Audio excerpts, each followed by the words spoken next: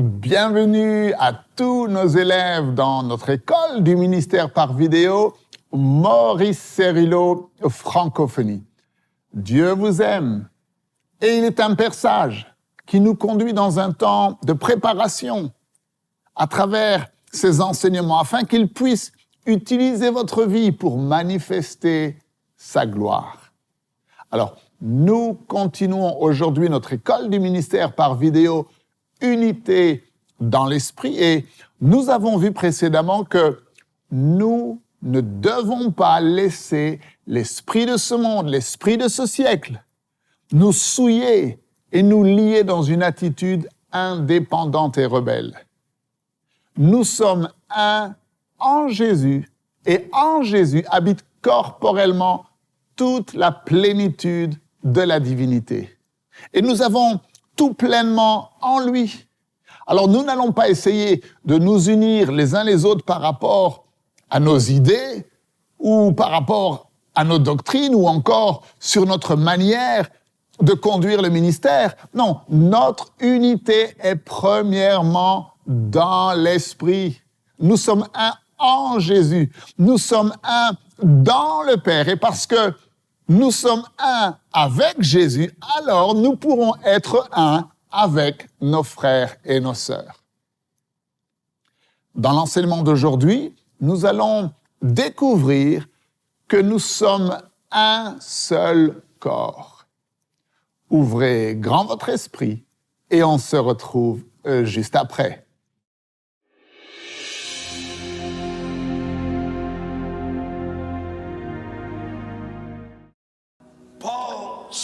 Paul parle à l'église de Corinthe. 1 Corinthiens 12, versets 12 et 13. Écoutez ce qu'il dit. Car comme le corps est un et a plusieurs membres, et parce que je vais dans une direction très forte, je n'aurai pas le temps dans cette école de parler des vérités extraordinaires concernant le corps. Mais comme le corps est un et a plusieurs membres, et comme tous les membres du corps, malgré leur nombre, ne forment qu'un seul corps, ainsi en est-il de Christ. Nous avons tous en effet été baptisés dans un seul esprit pour former un seul corps, soit juif, soit grec, soit esclave, soit libre. Nous avons tous été abreuvés d'un seul esprit.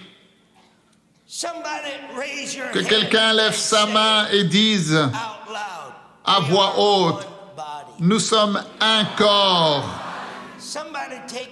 Que quelqu'un saisisse la main de son frère et de sa sœur, levez-la dans le ciel et dites, nous sommes un corps. Dites-le encore, nous sommes un corps. Dites-le encore. Encore une fois, nous sommes un corps. Maintenant, vous rappelez-vous de ce que nous avons identifié concernant l'Église? Ce n'est pas une organisation, mais ce n'est pas une dénomination, mais c'est quoi? Un organisme.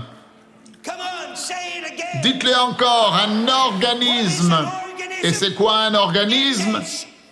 C'est une structure où les gens sont interdépendants les uns des autres. Gardez la main de votre frère et de votre sœur. Interdépendants. Ressentez-le. Ressentez-le dans votre esprit. Ressentez-le dans l'esprit. Interdépendant. Vous n'êtes pas seul et vous ne marchez pas seul dans l'indépendance. Mais une structure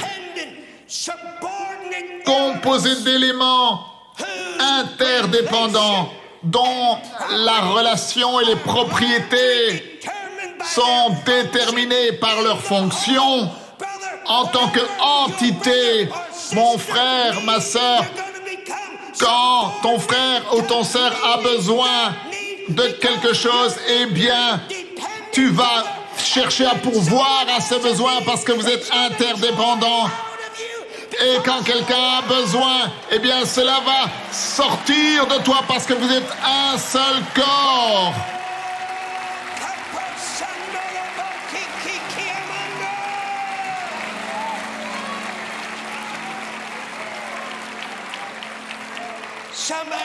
Que quelqu'un dise avec moi organisme. Dites-le encore. C'est une entité constituée. Et combien d'entre vous croyez que Dieu a bâti son corps? Il l'a constitué. Vous le croyez? Combien d'entre vous croyez que Dieu est celui qui a tout mis en place? Oh, c'est lui qui a tout créé, tout mis en place, personne d'autre. Une entité individuelle construite pour manifester les activités avec la présence de différents organismes, œil, oreille, nez, bras, tous séparés dans leurs fonctions, mais mutuellement interdépendants les uns des autres.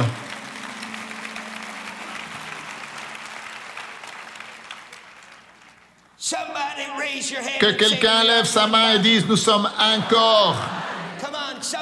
Que quelqu'un le dise encore. Écoutez ce que Paul dit aux Romains. Dans Romains 12, 5.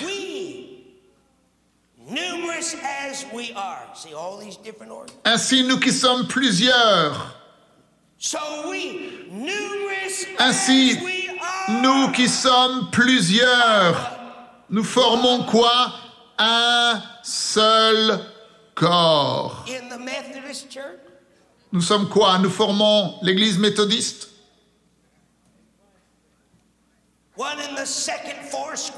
Nous sommes unis dans les assemblées de Dieu.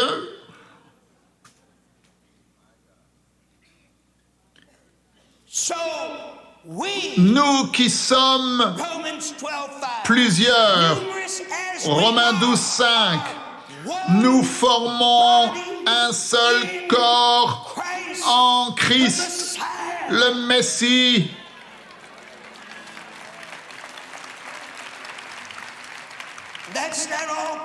Et ce n'est pas tout ce que Paul dit, laissez-moi terminer. Et nous sommes tous individuellement les membres les uns des autres.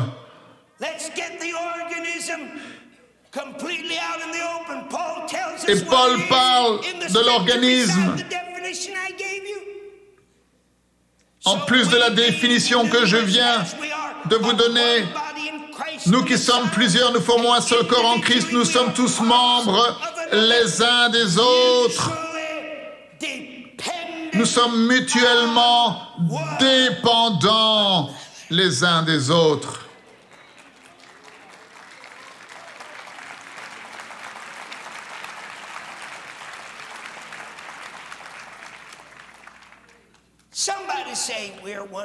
Que quelqu'un dise, nous sommes un seul corps. Nous sommes un même corps. Dites-le, nous sommes un même corps. Dites-le de tout votre cœur, nous sommes un même corps. Est-ce que cela rentre dans votre esprit? Est-ce que cela rentre dans votre esprit? Éphésiens 4, 4 à 6, écoutez. Il y a un corps, un esprit, comme aussi vous avez été appelés à une seule espérance par votre vocation. Il y a un Seigneur, une foi, un seul baptême.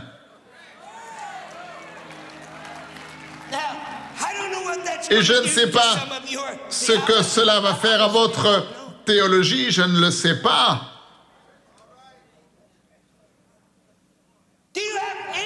Avez-vous la moindre idée comment beaucoup de gens parmi le peuple de Dieu ont été divisés et brisés? Des églises ont été divisées et la vie des gens qui a été ruinée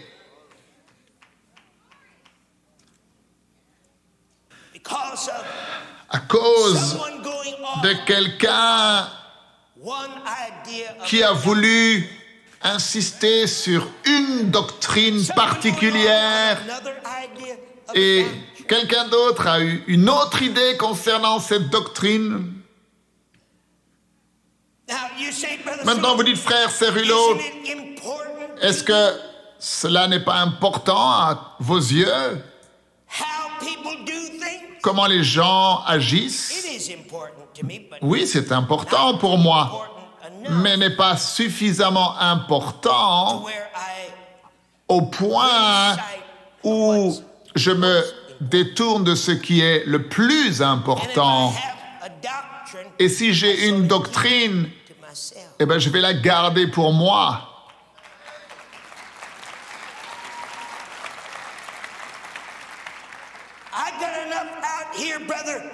Il y a suffisamment ici pour que je puisse prêcher Jésus plutôt que de savoir si je dois prêcher, si tu dois être baptisé dans le nom de Jésus ou si tu dois être baptisé dans le nom du Père, du Fils et du Saint-Esprit.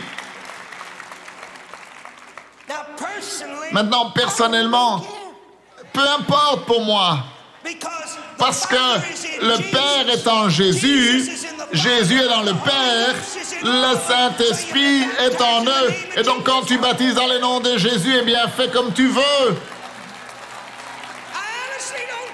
Peu importe pour moi.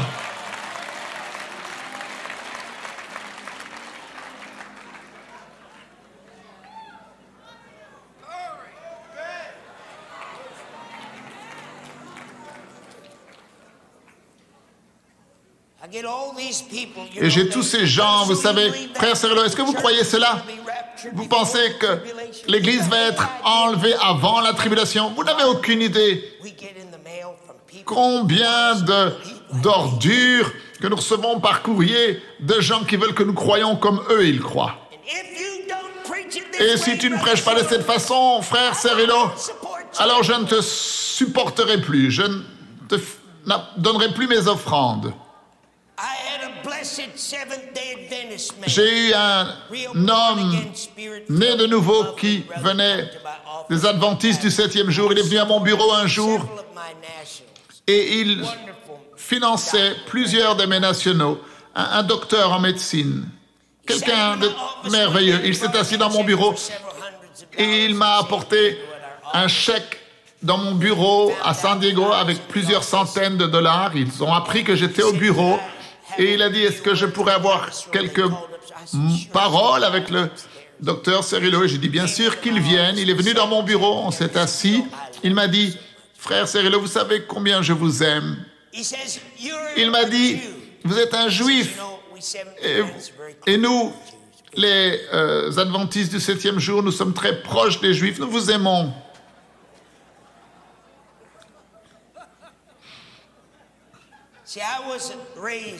Vous savez, j'ai été J'étais un orphelin juif et Dieu s'est révélé à moi lorsque l'âge de 14 ans et par un miracle à l'intérieur de l'orphelinat juif, il m'a apporté le message que Jésus-Christ est le Messie.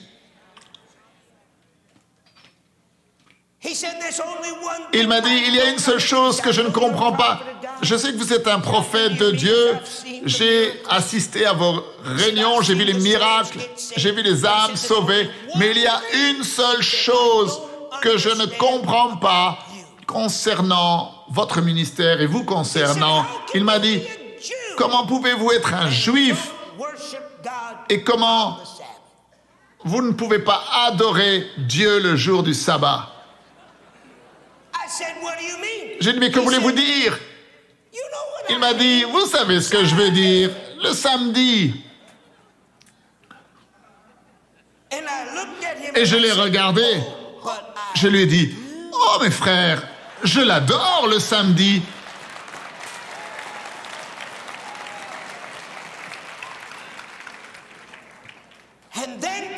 Et alors, mon frère, cet homme adventiste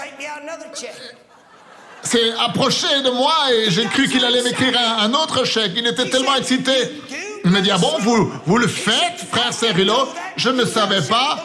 Vous adorez le Seigneur exactement comme vous. J'ai dit, ah bon, c'est vrai? J'ai dit, oui, je l'adore.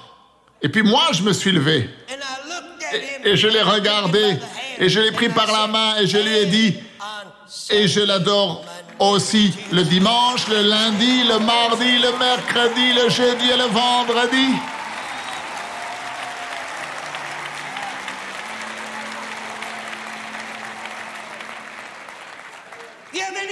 Vous n'avez pas la moindre idée de combien d'églises ont été divisées.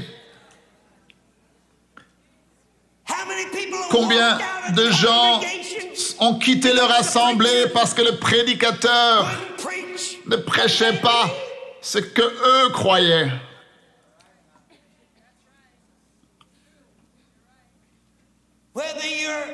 Que vous soyez,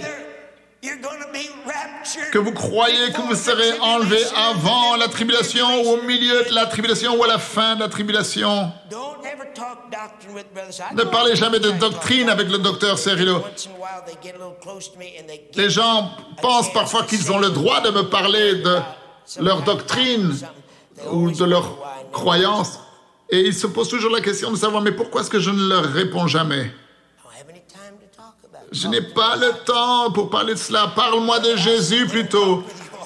Oh, je m'asserai et parlerai avec toi toute la journée si tu me parles de Jésus. Mais si tu veux me parler de pourquoi est-ce que nous croyons des choses différentes concernant le livre de l'Apocalypse, tu te trompes de personne. Personnellement, peu importe pour moi. Je n'essaie pas de tout comprendre dans le livre de l'Apocalypse. Je les lis et je suis béni, et puis je reçois la bénédiction du temps que je peux. Gloire à Dieu. Ce n'est pas un problème essentiel. Pourquoi est-ce que tu t'inquiètes de savoir si tu vas être enlevé avant ou au milieu ou à la fin de la tribulation? Pourquoi est-ce que tu t'inquiètes de ces choses-là?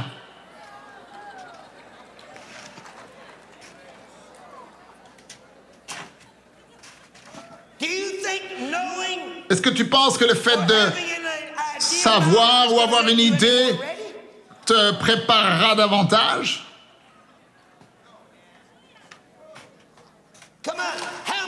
Combien d'entre vous savez que la chose la plus importante, mon frère, c'est que tu sois prêt?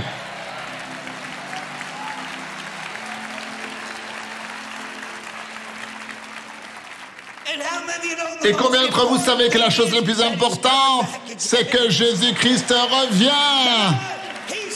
Il revient! Jésus revient!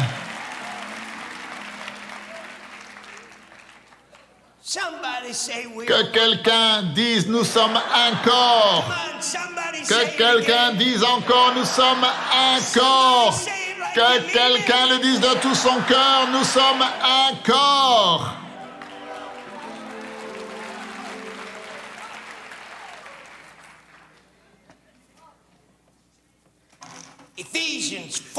Éphésiens 4, il y a un corps, un esprit.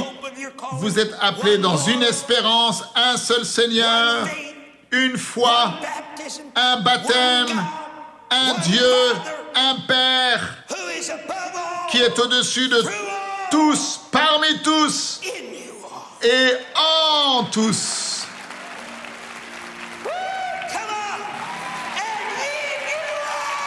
Et en tous.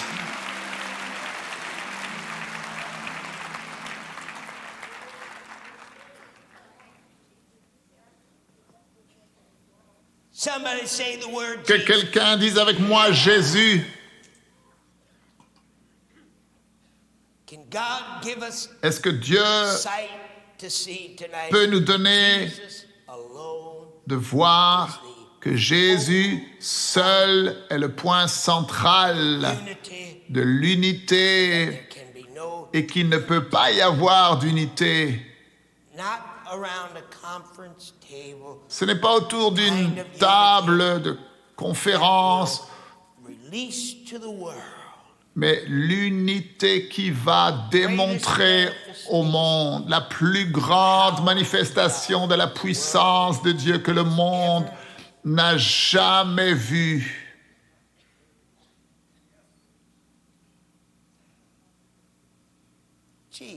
Jésus. Oh, dear Jesus. Come on. Somebody say we're one body. Que quelqu'un dise nous sommes un corps. Somebody say we are one Que body. quelqu'un dise nous sommes un corps. Somebody say Que quelqu'un dise de tout son cœur nous sommes un corps.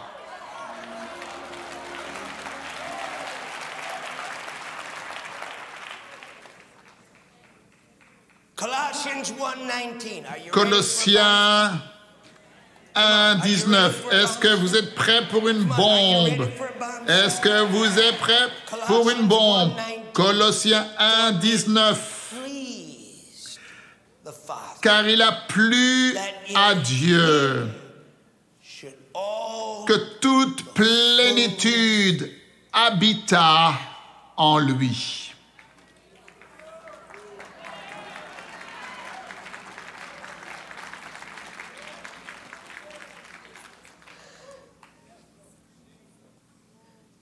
Remember what I told Vous you vous what the souvenez ce que word je vous ai dit? glory means?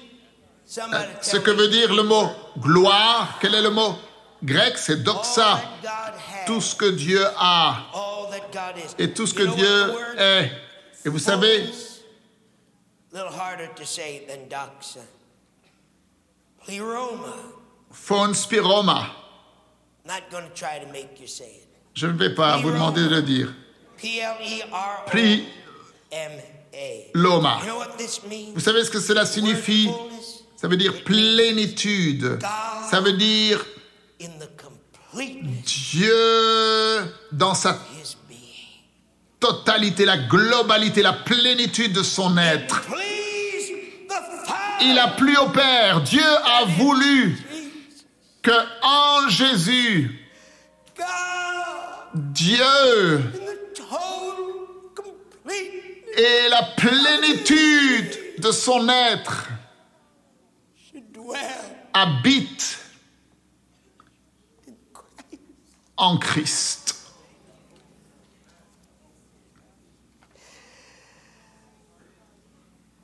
Jesus said, Et Jésus a dit, I pray je prie for them pour eux, that they all afin qu'ils soient one un, as comme toi, mon Père, in tu es and un en moi, et comme tu es en moi, et que je suis the complete en toi, afin que la plénitude your being de tout ton être might be in them. habite en eux, mon Père. Nous sommes un même corps. Nous sommes les membres interdépendants les uns des autres. Nous n'allons pas laisser nos différences doctrinales nous diviser. Non, il y a un seul corps et un seul esprit, une seule espérance. Il y a un seul Seigneur, une seule foi, un seul baptême, un seul Dieu et Père de tous. Notre unité est en Christ. Et en Christ se trouve toute la plénitude de la divinité, la doxa. Tout ce que Dieu est et tout ce que Dieu a nous appartient, car nous sommes un en Jésus-Christ. Bien-aimés, demeurez concentrés, suivez fidèlement les enseignements du docteur Cerullo chaque jour. Et prenez également du temps seul dans la présence de Dieu. Quelque chose est en train de se produire en vous. Dieu est en train de libérer dans votre vie la révélation de la véritable unité selon Dieu. Je vous dis à demain. Ne manquez surtout pas la suite de cet enseignement. Merci de partager et de parler autour de vous des vidéos disponibles sur Maurice Cerullo Francophonie. Que Dieu vous bénisse. Et n'oubliez pas, la francophonie appartient à Jésus. À très bientôt pour un prochain enseignement avec le Dr Cerullo. La francophonie appartient à Jésus. Pour toute information, rendez-vous sur www.mcwe.fr.